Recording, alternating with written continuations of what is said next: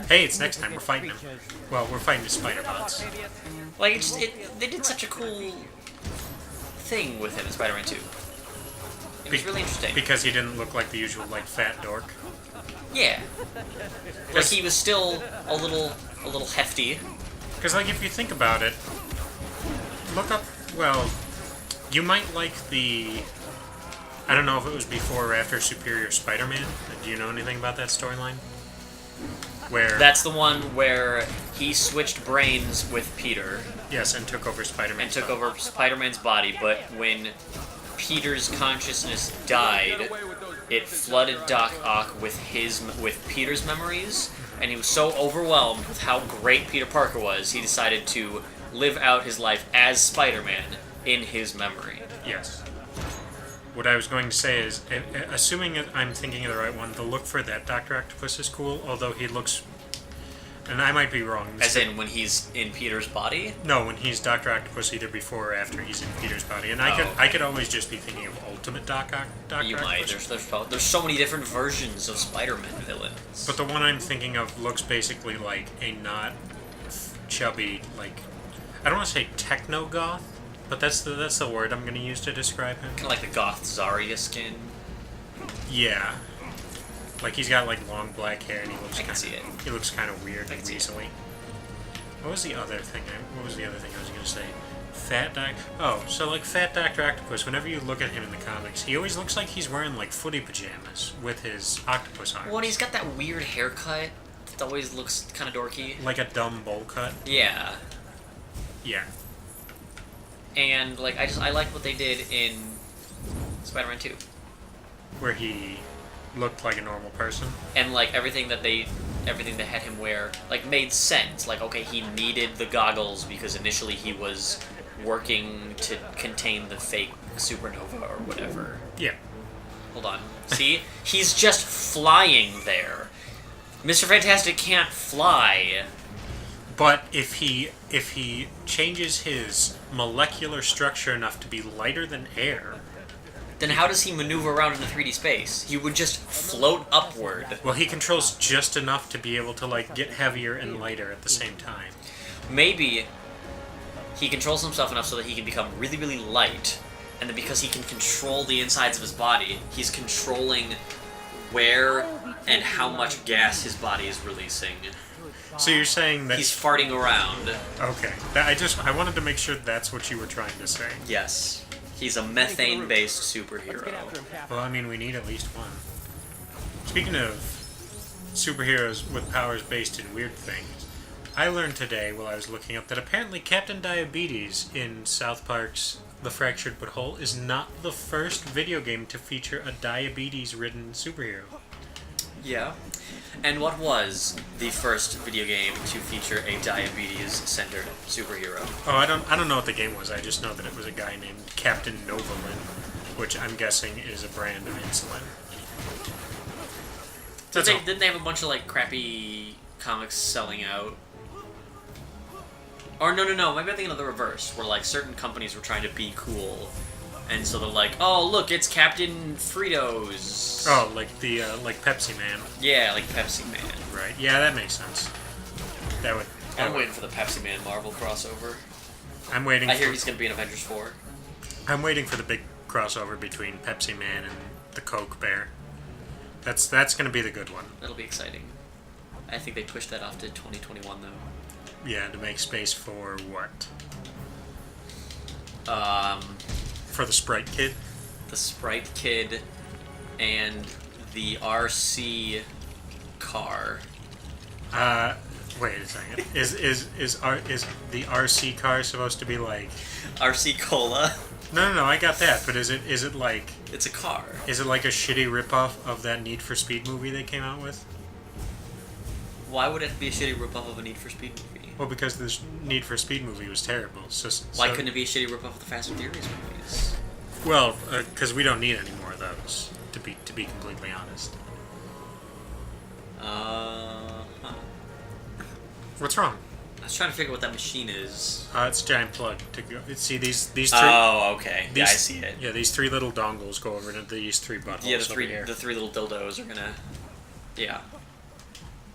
I see what you're doing. Mr. Fantastic is... he's into some weird stuff, if that's what he's plugging into himself. That's why the Invisible Woman's always mad at him. Because he does nothing but make dildos? Yeah. Like, he could be doing something else with his time, but... No. That's why they're called Fantastic Dildos. Is it? Yeah. Is it really? I mean, I don't actually know if that's a thing, but you know... They don't have any pets, do they? The Fantastic Four? They might... There's not like a Wonder Dog or Wolverine has a pet Wolverine. I know they've got all those stupid kids, and I want to say the kids have a pet of some kind at some point, but I can't remember what it is. Because it's not the raptor, because that's the Runaways. Yeah. And if that's not a raptor, it's technically not a raptor. What is it? It's one of those like, oh, it's a dinosaur or something. Right. That's not the scientific name. I'm just trying to. No, I know what you're trying to say. I'm trying to think of what those things are called. He should get a dog. The Fantastic Dog? No, it would be a Fantastic Beast. Why did you say that? Well, I don't know. And then he'd always be like, man, where is my Fantastic Beast? Where do I find it? I knew that's what you were doing. I didn't think you were gonna commit. Speaking of committing, we will get back to that eventually, just not right now. Oh yeah, for everyone who's dying for more bestiality jokes. Well, right. You just, good job. Good job, you just killed Captain America. No, Captain America killed himself. He's not in a happy place right now. Is he in the grim and gritty reboot phase? No, it's just, realistically, it's probably pretty hard on a 90... Oh, now you need to glide. I thought you could fly, Mr. Fantastic. God, get your shit together. What's wrong with a little bit of gliding here and there? Does he just do it because it's fun? I mean, who doesn't just do stuff? If I could fly, I don't think I would spend a lot of time gliding, just because. If the ability to fly ever becomes real, I'm probably going to want to. It'd be a real easy way to get over a fear. Oh yeah, I suppose all those people who are like, oh yeah, if I had the chance to fly, I would say no. Well, because some people might be like, well, what if I screw up? I'd be like, well, it'd be a pretty easy way to get over a fear of heights. Because, I mean, you control the heights, so you can't exactly fall. Unless you're shit at flying. Yeah, well... I've always wanted there to be, like, okay, you can fly, but it's a muscle. Like, your ability to fly. Yeah. Where, okay, you could do it, but, like, at first, you can fly for, like, a couple seconds and not very fast. And then when you're done, you're like, oh, man, I'm tired. Woo! And you've got to, like, work out your flying muscles to get better at it. I like your thinking. So that'd be cool, because it's always either, like, you could just fly forever however fast you want, or... just 'cause. Yeah, because... Or it's, like, tech-based, like Iron Man... Or, they changed the way Superman does it so it actually has a scientific explanation, but I think it has something to do with focusing on Earth's magnetic field or something to make himself fly. But there's never, like, like, oh, Spider-Man can run out of web sometimes. Depending on who's writing him, and yeah. Blah, blah, blah, blah, blah, blah. Or you could take the Dragon Ball approach, where flying is entirely based in how you control the center of gravity in your body. And chi and whatnot. I don't know. But I just feel like that would be a neat little... I don't want to say restriction, but heroes are interesting when they have a little bit more depth to them. If there's someone who could fly, but it's like... Or even if they just had wings. Yeah. Except the wings are muscles and can get tired. Like... You never see that. Maybe, You never see Angel from X-Men like, guys, I'm really tired. I could fly to New York, but seriously? That'd be like running to New York. Do you want to run to New York?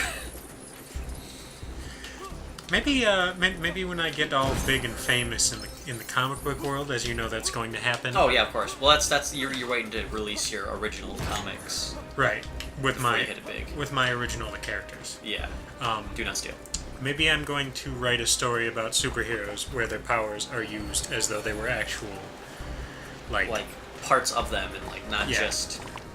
I've always viewed superhero powers, and I know there's technically different classifications, like, oh, it's tech based, or it's magic based, or it's whatever based, chi based. And I've always viewed them not from that perspective, but from the perspective of you either think, oh no, he's beating you up. See, that's another thing. Why would punching Mr. Fantastic do anything? Well, because Mr. Fantastic's also a science nerd, so when two science nerds fight each other, they just kind of beat the shit out of each other. No, but you would punch him, and his body would just turn into rubber, and he'd be like, okay. Unless he's not controlling it. Why would he not? What stops him? If he's dazed from being punched around. But you have to punch him first to make that happen. If you catch him off At least guard. in the first Fantastic Four movie, Dr. Doom froze him,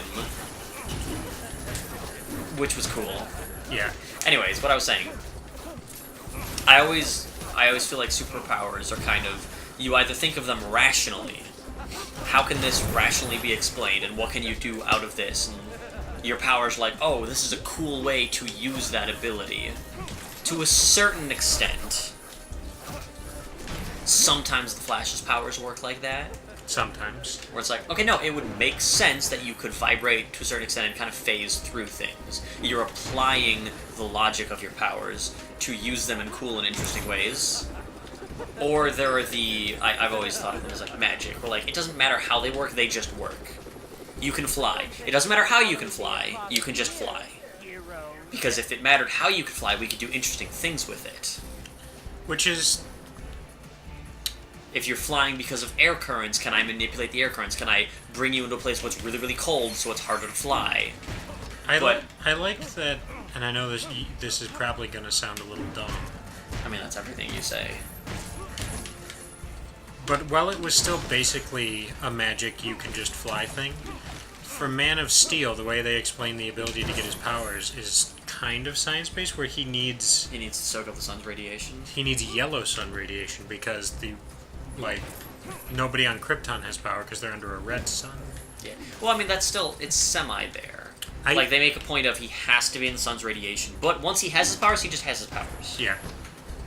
I don't think that the DCEU movies, provided they get far enough, will ever make mention of the fact that when Superman gets weak, he needs to go back and get the sun's powers. I mean, they kind of did that in Batman v Superman. After he got nuked, he was just floating in space. Right, they did. Well, bravo! Good job, Captain America. Sorry, I wasn't paying attention. Well, they do that in Supergirl every once in a while. Yeah, there was an episode where, and when they bring it up, they basically operate on the logic that her powers derive from the radiation she absorbs from the yellow sun, and they can be depleted. So there was an episode where she was trying to kill or destroy, I think it was Red Tornado. Okay. And she was using heat vision and just used a crazy amount of it. And then the next episode, she didn't have her powers because she'd expended all of her body's radiation in that attack. So the next episode, she couldn't be Supergirl.